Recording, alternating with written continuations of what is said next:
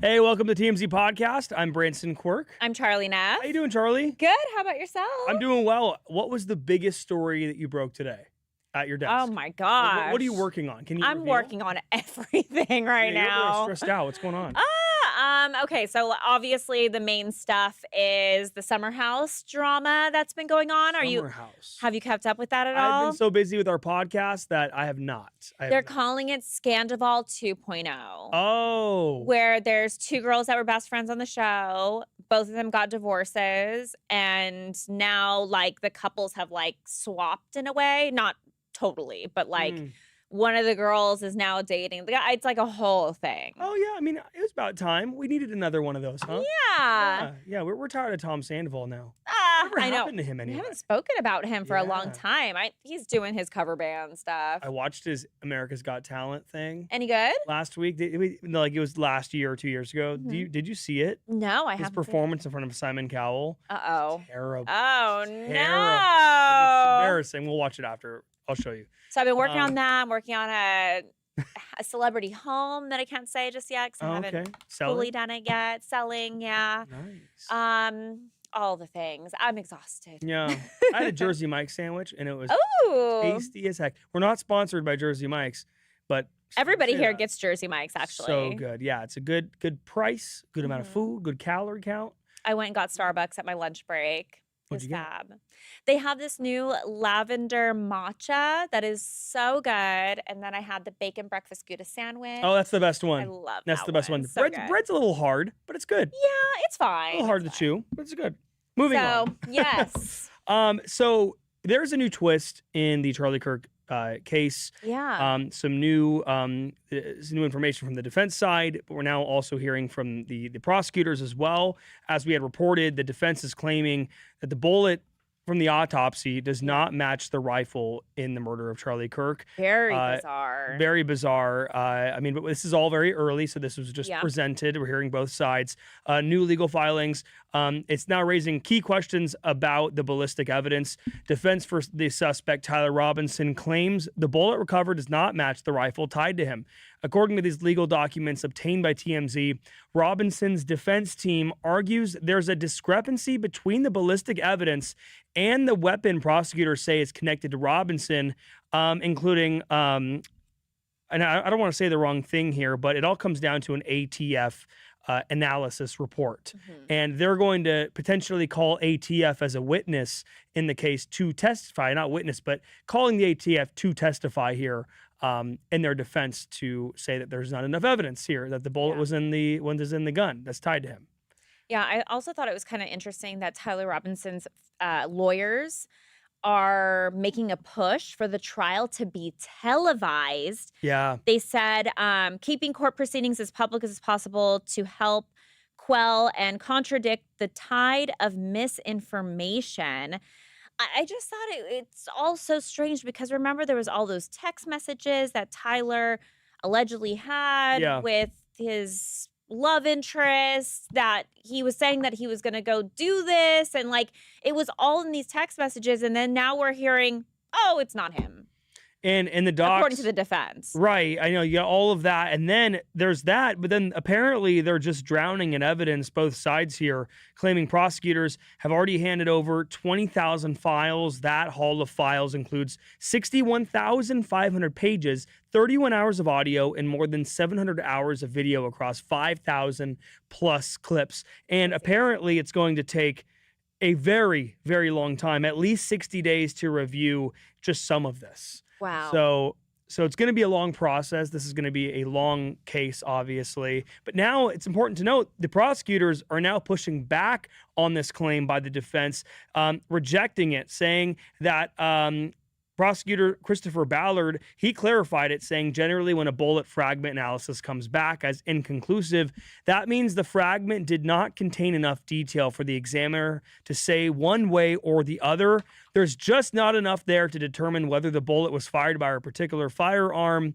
He emphasized the case is still strong despite this whole thing, saying we have ample evidence to demonstrate beyond a reasonable doubt that Tyler Robinson committed this murder, and we will present some of that evidence at the upcoming preliminary hearing So yeah, again, I mean, very just early remember here, all those videos of him. Like people running had off ring the roof. camera footage of him like walking towards the scene, and you could see him kind of waddling where it appeared he had like the rifle in his pants. And then Right. like people had video of him on the roof and then escaping. And I mean, it's just to me these days, I mean, Nancy Guthrie case aside, these days I feel like it's kind of hard to get away with stuff because of ring camera footage. Everyone has cell phones. Everyone is recording stuff. So I just feel like there is a lot of evidence, as you mentioned. By the way, he could face the death penalty if convicted. Yeah.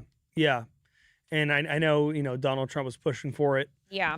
We'll have to see. But correct me if I'm wrong, and maybe our producer can look this up, but did Tyler Robinson, was it said when he was taken into custody that he admitted to it at home to a parent, or was it that his parent found out and then took him and called the authorities? Yeah. That's important. It's very, very important. Yeah, we know that it was his father, I believed, who was the one that turned in his son. Right. So then I believe Tyler Robinson, and we have our producer looking this up, he's the one who spoke with Tyler Robinson, and this led him to this whole.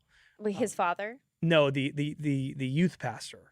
Oh, youth pastor. right. Right. So there's a lot of people. But there was a involved here, mix between like his dad and then the youth pastor. Yeah. So bottom line, what I'm trying to say is that there's a lot of people that know things. They're Involved, witnesses yeah. on both sides, defense and For sure. So we'll keep you updated on this as that goes along. Again, it's going to be a long case, obviously. Yeah, definitely. Moving on to arguably probably the biggest story over the weekend. For sure. I was at a wedding, and right in the middle of the wedding, Tiger Woods gets arrested for DUI. I think it was 2 p.m. Eastern time. This is on Friday. It's on Friday. Yeah. So okay. weekend, I took the day off on Friday. Oh, got it. I wasn't here. Lucky you. No. I still worked in my car that day. Okay. For Harvey's Wow. podcast. So I still worked and night. But yeah, so people were coming up to me like, what's going on with Tiger Woods? What happened? What happened here? So we've already spoken about this through and through, but now he's pled not guilty for the DUI. Yeah. And he's retained his previous attorney from the last DUI that he got in 2017. Wow. Yeah. I mean, also not surprised, but it's kind of interesting because we did reveal from the police report that we obtained, law enforcement is claiming that he had some pills in his pocket. They also provide a little bit of detail about the driver that Tiger hit. The driver actually helped Tiger get out of the car after the accident, which I thought was very heroic. Yeah. But yeah, I mean, look, he did do a breathalyzer test, which was straight zeros. Mm-hmm. However, police did say and note that on the scene, Tiger just seemed very lethargic and he seemed like not all there. Glassy-eyed. Yeah, they said he was sweating even though he was in like an air-conditioned car. Mm-hmm. So they found that was kind of weird. But yeah, he just had like 2 stray pills in his pocket. Hydrocodone. Yeah, which is an opioid. Yeah. And we know that he's on prescription drugs. Pain, yeah. Yeah, he admitted to it. He told the officers that he's on potentially 5 or so prescription drugs. Mm-hmm. And he noted all of the surgeries that he's had, which was like an extensive list. Obviously trying to justify why he's taking pain medication. But yeah, I mean, just hearing those extra details is crazy. But he refused a urine test. So Right. he blew the 0-0, refused a urine test, which, I mean, probably the smart thing to do if you're on prescription drugs, because you don't want to have something happen there with that because they can easily put that against you. Very smart to say no to the urine test. Yeah. So you get your legal involved. But if he's on multiple drugs here, especially opioids, it could have been that he took too many of them. It could have been that his doctor had him on too high of a dosage. It could have been a million things here. I don't think it's one of those things where it's like, hey, this guy did this on purpose. Right. But then again, his circle is upset. His girlfriend, Vanessa Trump, she's upset. Allegedly. They've spoken out, allegedly.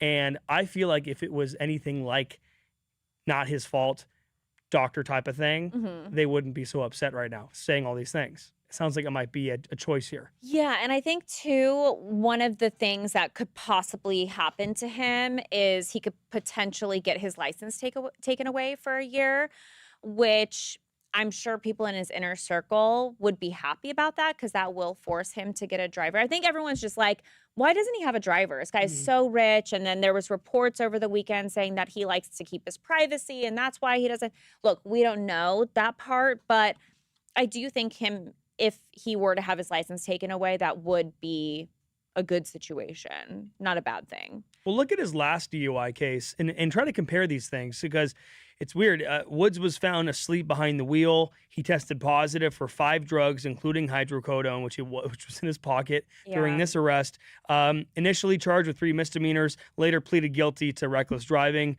and he completed a DUI diversion program, probation, and community service. From what you've seen from everybody getting DUIs, we've covered 1 million of them here at TMZ.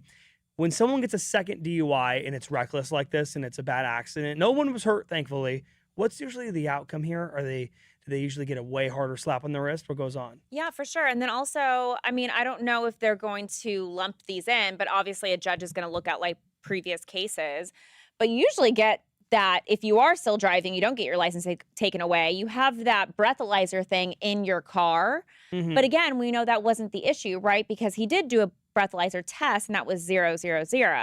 So unclear if that would even help the situation or prevent any accidents again in the future. Right. But if you remember the accident he had in 2021 where he almost lost his leg.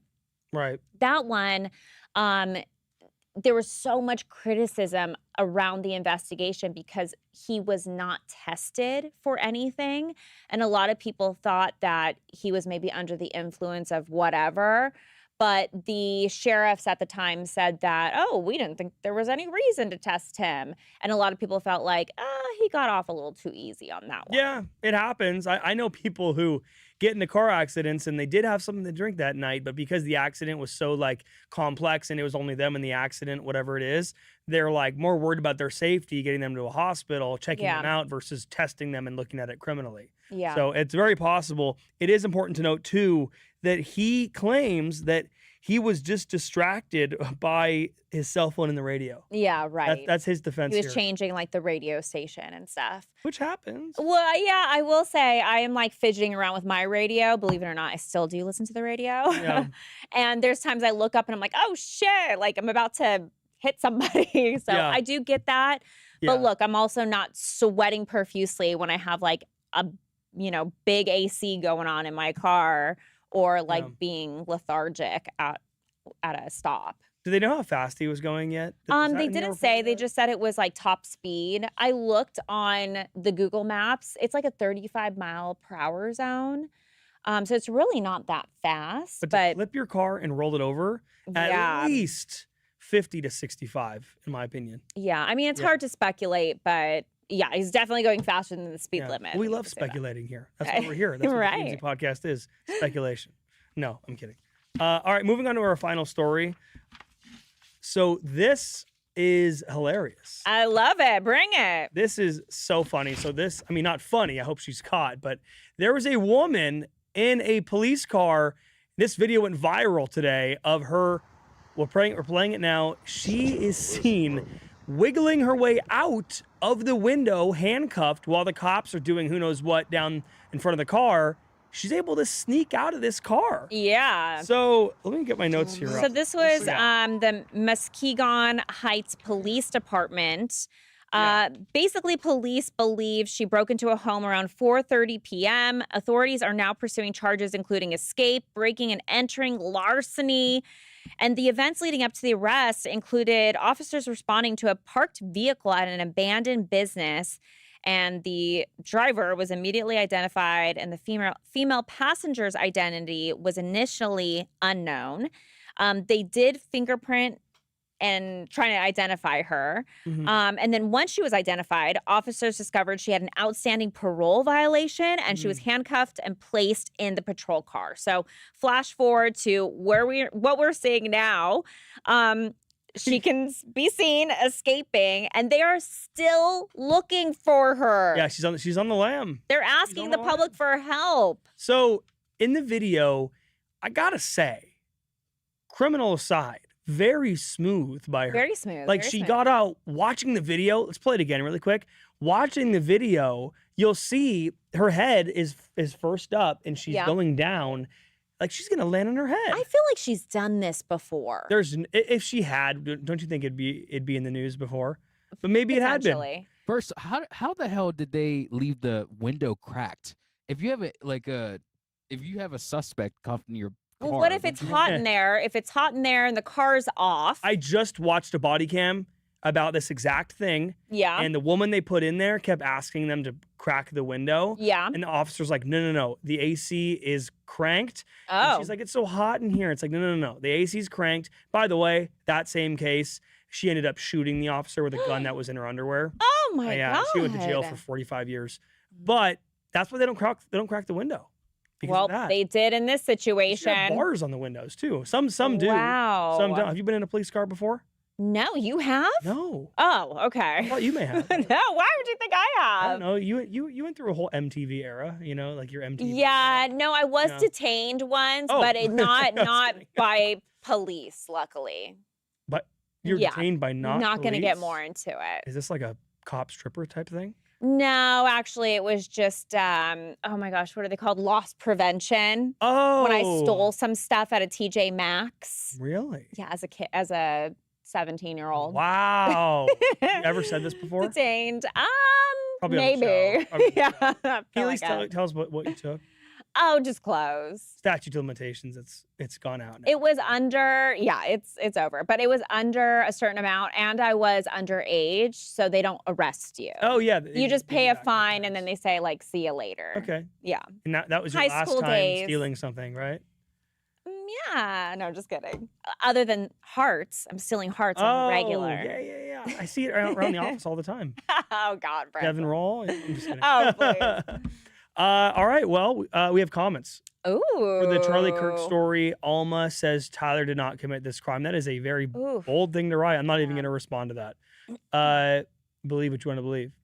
Tiger Woods, David Horst says, smart move by Tiger. I think he is referring to Tiger hiring his lawyer from 2017. Got it.